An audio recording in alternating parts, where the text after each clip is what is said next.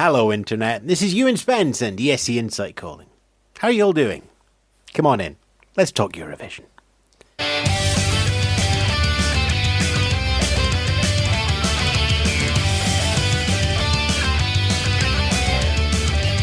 On the show today, a little Eurovision gig every week. The compact disc is alive, and why we're in this together. Yeah, good afternoon, good morning, good evening. Ewan Spence here with another Insight News podcast for the week. Still not quite ready to punch up into the high energy opening on the Hello Internet there, but there we go. Look, it's been a tough week for us all. The world has quite clearly changed, much more visibly this week than in previous weeks, but make no doubt about it. You know, when we reach the other side of this crisis, the world is going to stay changed. So it's a real turbulent time just now. But what I've loved this week is watching the Eurovision community. You know, we had, let's face it, an emotional hammer last week with the cancellation of the Eurovision Song Contest, which for many of us was a fixed point. I mean, for me, it's one of the things that I build my year around, both in terms of social calendar, in terms of work, in terms of travel and when I need to buy travel insurance. And that fixed point is kind of gone. But in the week since then, the community's kind of come together. You know, there's been a huge outpouring of creative ideas. There's been more memes. You've all been supporting each other. And, you know, from the very simple single liner Facebook, what was your favourite song from 1968? I mean, 1968 is probably just me. Everybody else has went for something a little bit more recent. But the point still stands. From those one-liners in Facebook and discussions coming out, then polls coming through, live quizzes with your OGAE president streaming as the quiz master coming through, right up to Rob Hawley's organisation of the mass rewatching of Malmo 2013 with the hashtag Eurovision again, which got up to number 4 in the trending hashtags in the United Kingdom. And I'd love to tell you what was at number 5, but it's too rude for this podcast. But nevertheless, we're better than that pleasure. It was just to see all the love, to see all the connections, to see the community. You should all give yourselves a pat on the back right now, because you were all fabulous. You are all fabulous. And I have a feeling that fabulousness is going to continue and grow over the coming weeks as we get towards what was our fixed point on May the 16th. Don't stop. Please don't stop, okay? Lockdown around the world is a necessity. If it's not come to your country yet, it is coming. And while it might be a novelty to start with, it is going to get harder, especially as we don't have a definitive date on the calendar when it's going to end. Lots of people talking about, get out for your once a day walk, keep your physical health up, but it's important for you to think about your emotional and mental health as well. And that's where Eurovision can help. If there's one thing that the Song Contest as a whole can do for all of us, it's to be our release valve. Look, be it your own creative effort, a little caption drawn on a picture then posted up onto Twitter or any of the other social networks, joining in with the other little memes and discussions and what was your favourite song and what was the best prop or what's the best way to put together a Lego stage, what graphics do you think I should use? Try out new ideas. Look at those hashtags, reply to them. Let the Eurovision Song Contest over the next weeks and months create as many little moments of joy for you, and we will get through this together. Apologies for the incoming cliche, but with Eurovision, it's the friends we've made along the way. So, in the quiet moments, and we're all going to have quiet moments, those people that you did meet along the way, that you maybe haven't spoken to for a while, that you were hoping to see again in the press centre in the Euro Village or just at your annual street party to celebrate the Song Contest. Send them over a text. Say hi on Messenger. Remember Joe and Jake. You're not alone. We're in this together.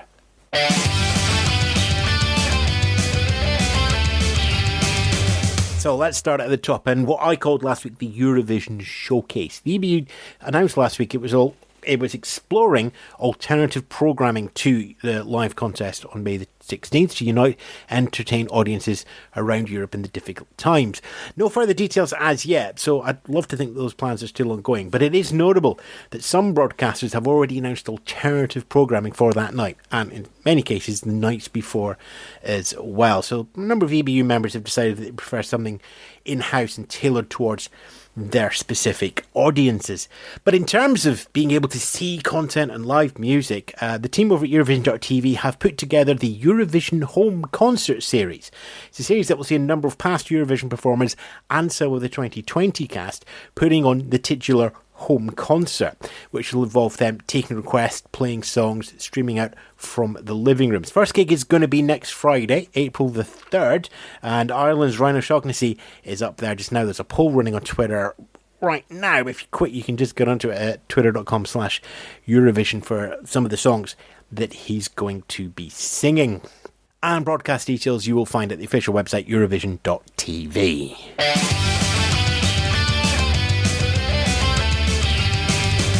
Now look, I know Rotterdam 2020 is no longer with us, but we still have new music for the 2020 contest. And a song called Voda. We saw a 30-second clip of that come out last week of the revamp. Now it's a full release. The lyric video with the version of Voda that would have went to the Ahoy is on Anna's own YouTube page just now. Speaking of music and releasing, the official CD now has a release date. It's May the 8th. That'll be the physical version. We're going to wait to see if it comes out digitally as well. It was briefly removed from the official store last week, but is back up now for pre-ordering. And quite right too. After all, we are a fastidious fandom, and a missing year on the CD shelf would have been so awkward that we would have all had to make up our own CD covers and burn some CDs just to take up that space. So, Universal, EBU and everybody else involved with that decision, thank you very much.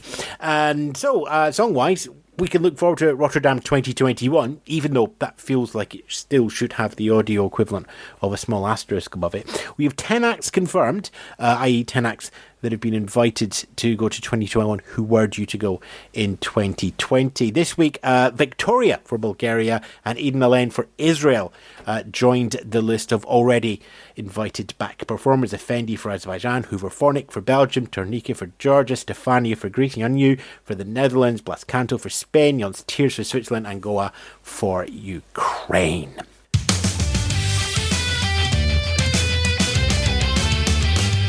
Okay, country by country news. I was expecting, as we said before, this section to be full of previews and concerts and news about rehearsals and staging clues and such like, but no. That said, we still have some news to run down through as well. We'll start in Austria. They've announced that they're going to have the Eurovision Song Contest video edition in May. There are going to be 2 shows on the semi-final dates and a final on the Saturday in May. A jury is going to be ranking all 41 songs through the semi-final dates. Those will be announced in the grand final. And then the top 3 of that will create a super final and will be voted on by the public to find Austria's winner of this year's song contest. Finland, they're looking ahead to 2021 as well. UMK is going to be an open selection. Submissions are going to be open shortly. And while Axel has been invited to submit a song, while they've not given this year's performer a direct ticket through to the final. Music is going to change over the next year, as will also be the artist. So Finland looking for the best song when it comes to the time.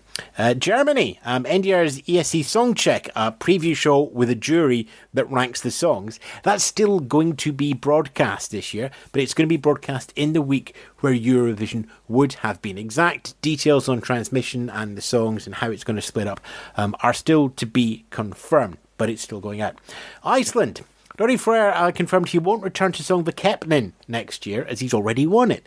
In his words, he's won it once, and if he entered again, he worries that people would just vote for him because he's the guy who didn't get to go, rather than on the performance and the song. But he has left the door open if RUV want to invite him to be an entirely selected artist, possibly maybe with a song selected through Songvakeppnin, if RUV want him and his band to go to Eurovision 2021. In the meantime, he has posted a mean cover of Fuego.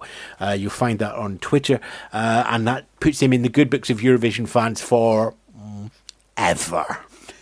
Latvia have announced that there's no decision on what Latvia's Eurovision 2021 plans are going to be until the consequences of the coronavirus and the impact and fallout have been through. They're concentrating on other things. Decisions about the song contest will happen at a later date.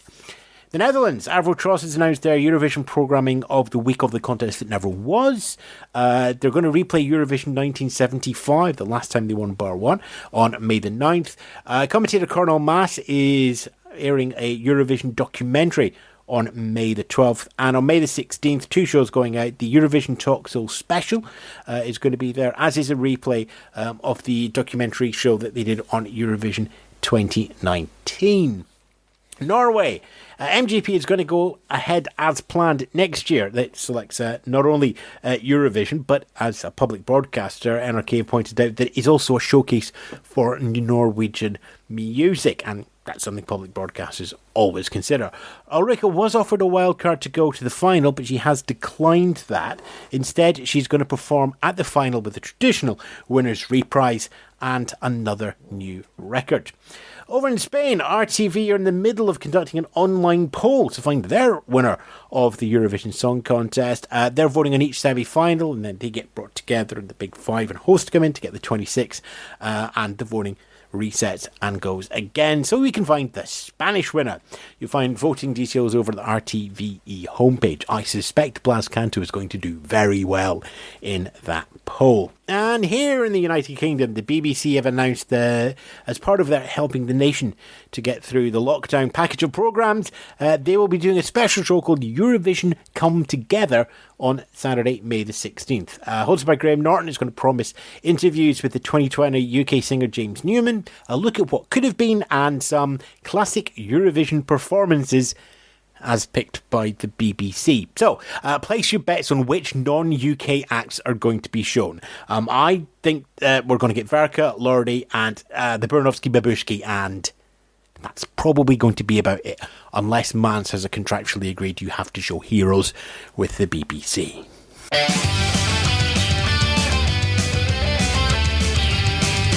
Well, in terms of content on ESC Insight, we're still a bit up in the air, as we were last week. But don't worry, Jukebox Jury is going to be coming along, and we're having a look at plans and seeing what we can do over the next couple of weeks and months.